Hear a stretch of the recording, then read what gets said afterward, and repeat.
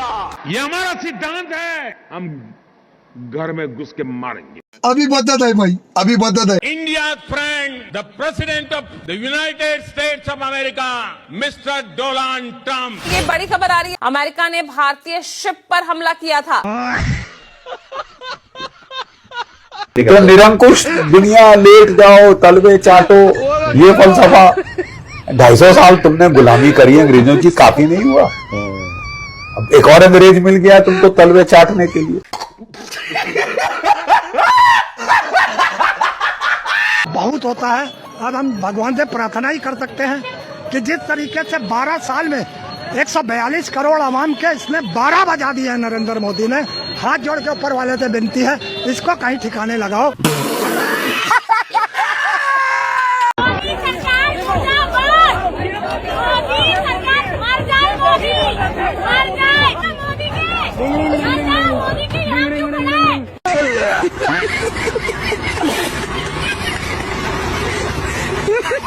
दोस्तों, विश्व गुरु की सरकार बड़ा माय फ्रेंड करती थी। आज माय फ्रेंड ने बिना तेल लगाए अपने ही फ्रेंड के अंदर ऐसा टोपा घुसा दिया है। अब विश्व गुरु यहाँ अमेरिका में घुसकर जवाब नहीं देगा। पाकिस्तान को तो बड़ी डींगे मारी जाती हैं, आखिर आज का भारत घुसकर मारता है। अमेरिका ने इनको लिटा कर मारा है। चाइना और अमेरिका के नाम से विश्व गुरु का पजामा गीला हो जाता है। जब से आया है मोदी, साला देश में पनौती छा दिया। विनाश का नाम विकास रख दिया भाजपा। तो विश्व गुरु जी कब हमले का बदला ले रहे हैं आप? भारत पर हमला हो गया भाई। दोस्तों, मोदी जी कायर तो थे, लेकिन इतने कायर हैं ये मुझे अब पता चला है। क्या बात कर रहे हैं? आपकी जानकारी के लिए बता दें कि अमेरिका ने भारतीय जहाज पर हमला किया है, जिसमें पूरे 24 क्रू मौजूद थे। हजरात, अब यहाँ मोदी और मोदी के पैखानों की यानी अंधभक्तों की औकात देखने को मिल जाएगी, क्योंकि वो जहाज भारत का था, हमारा जहाज था। अमेरिका ने F-18 से हमला करके, फाइटर जेट से हमला करके हमारे जहाज को डुबा दिया। मोदी के मुंह में चू तक नहीं हुआ। यह है मोदी की औकात, जिसे तुम अपना बाप मानते हो। हमारी भारत माता का जहाज डुबा दिया जाता है। हिंदू संगठन न सड़क पर उतरता है। सीजेपी प्रोटेस्ट को बर्बाद करने के लिए जो हिजड़ा संगठन पहुंचा था, वो अमेरिका के खिलाफ कुछ नहीं बोलेगा। हमारे विश्व गुरु जी, हमारे नॉन बायोलॉजिकल प्रधानमंत्री जी, जो खुद को दुनिया का सबसे ताकतवर आदमी समझते हैं, अब बदला लोगे या नहीं? कब दिखाओगे असली 56 इंच? गजब बेइज्जती है। देश के नौजवानों की जान से खेलने वालों को जवाब देना पड़ेगा, वरना ये अंधभक्तों की विश्व गुरु वाली कहानी सिर्फ मीम्स में ही अच्छी लगती है। अगर आप सच में विश्व गुरु है ना, सच में ताकतवर इंसान है, तो जवाबी हमला कीजिए और जवाब मांगिए।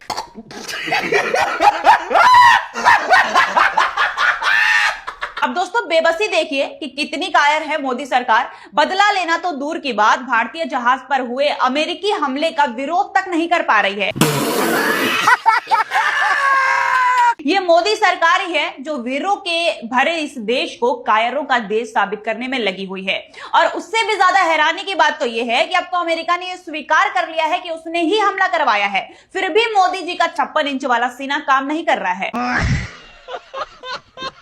दोस्तों, जनरल बख्शी अमेरिका की बदमाशी पर अपने आपे से बाहर हो गया। कहता है सवा सत्यानाश कर दिया इसने भारत की इकोनॉमी का। ये बुढ़ा पागल हो गया है। अगर ऐसे ही पागलपना चलता रहा, ऐसे ही ये दुनिया की तबाही करने के ऊपर ये आमादा हो गया, तो रूस और चीन, नॉर्थ कोरिया, ईरान, इन सब ने अंकुश लगाया है। तो निरंकुश दुनिया लेट जाओ तलवे चाटो, ये फलसफा 250 साल तुमने गुलामी करी अंग्रेजों की, काफी नहीं हुआ? अब एक और अंग्रेज मिल गया तुमको तलवे चाटने के लिए।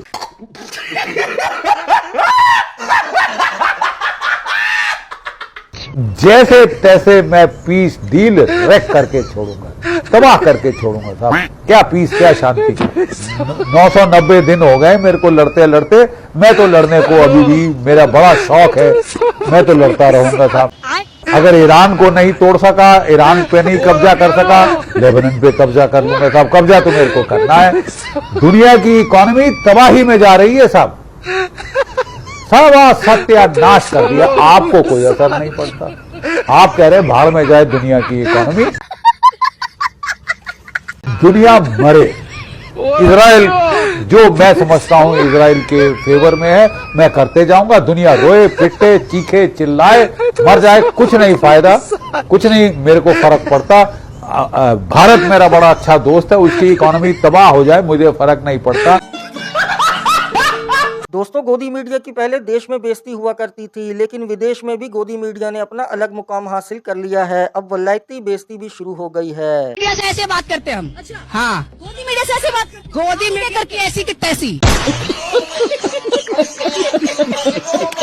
अच्छा। हाँ, तुझे सुनना है? हाँ, लिख रहा है। और बोल मस्जिद बात क्यों कर रही है? की बात ही नहीं, बेरोजगार की बात करते हो हम यहाँ पे। मंदिर मस्जिद की बात कर। कितना पढ़ा लिखा है? मिल रहा है, कितने लोग बेरोजगार है यहाँ पे? बात मैं पूछ रही हूँ, कितना पढ़ा लिखा है? कितना पढ़ा लिखा? मंदिर कितना पढ़ा लिखा चाहिए? अनपढ़ गवार है। अनपढ़ तो रोजगार के तरफ को डीएम की कुर्सी में बैठा दिया जाएगा। डीएम की कुर्सी में बैठा दिया जाएगा ऐसे पावर से।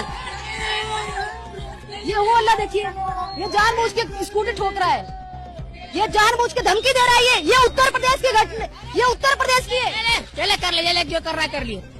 ये उत्तर प्रदेश की ऐसी की तैसी। काम ऐसा करो कि देश के लोगों के साथ साथ विदेश के लोग भी आपको गाली दें। ये है अंजना ओम मोदी। क्या बोला तूने? जिनका कहना है कि ईरान इंटरनेशनल की रिपोर्ट कहती है कि देश में जो युद्ध चल रहा है उसकी वजह से उनको रोटी के लिए भी ईएमआई लेना पड़ रहा है। और इनकी इसी बात पे ईरान एम्बेसी ने जवाब दिया है कि ये जो अंजना ओम कश्यप झूठी खबरें फैला रही है ईरान के बारे में, वो सरासर गलत है। ऐसा कुछ भी नहीं हो रहा है यहाँ पर। दोस्तों, अब ये क्या माजरा है? सरपंच जी तो 1947 में निकल लिए, तो 1947 के बाद किसने गांव की जिम्मेदारी ली और ये विश्व गुरु पैदा हुआ? आज कोई कुछ नहीं बोलेगा, सिर्फ अंधभक्त समाज ही जवाब देगा। मोदी जी ने मन की बात में आकर कहा है कि मेरे पिताजी आजादी के आंदोलन के दौरान जेल में गए, वहाँ पे बीमार हुए, वहीं उनका देहांत हो गया। और उधर मोदी जी अपना जन्म 1950 का बताते हैं। जिस इंसान की मृत्यु 1947 से पहले हो गई तो उसकी औलाद 1950 में कैसे जन्म लेगी? है कोई अंधभक्त समाज में से जो जवाब देगा? गजब बेइज्जती है। हमने नोटबंदी देखा, कोरोना बंदी देखा, फिर उसके बाद सोना बंदी देखा, फिर सिलेंडर बंदी देखा। अब हमको डर है कि आप जैसे जवानों को नसबंदी न देखना पड़े, नसबंदी न देखना पड़े। समझे? शादी ब्याह होने दोगे नहीं होने दोगे? ये बड़े सौभाग्यशाली हैं जो है कि नोटबंदी के बाद भी जिंदा हैं। अच्छा। और कोरोना के बाद भी जिंदा हैं। ठीक है, धारा 370 हटने के बाद भी जिंदा हैं। देश जो है तीसरे नंबर की जो है सैन्य शक्ति बना, तब भी ये जिंदा है। आप कहाँ के ज्ञानी बाबा? देश जो है तीसरे नंबर की जो है अर्थव्यवस्था बनने जा रहा, तब भी ये देख पा रहे हैं। देश जो है कहाँ पढ़ते हैं आप? ये सुबह उठते पे आता है।